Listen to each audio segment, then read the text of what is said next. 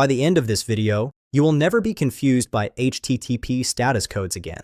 When your React app talks to your Express server, the server never just sends data back. It always sends a status code along with the response. That small 3-digit number tells the whole story of what happened to the request: success, error, mistake, or server failure. Let's visualize this. Imagine your client, the browser, sends a request to the server. The server processes it and responds with a status. These statuses are divided into 5 main families. First family is 100 series informational. These are rarely seen in MERN apps. They simply mean the request was received and the process is continuing.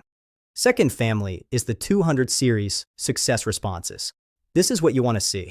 200 OK means everything worked perfectly. Data fetched, request successful.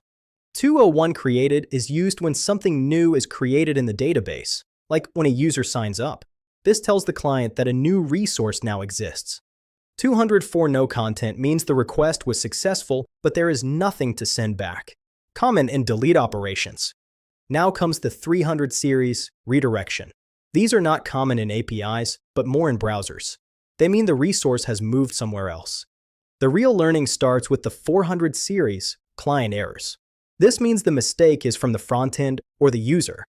400 bad request means the client sent wrong data. Maybe required fields are missing or the JSON format is wrong. 401 unauthorized means you are not logged in. No valid JWT token was sent. 403 forbidden means you are logged in, but you don't have permission, like a normal user trying to access an admin route.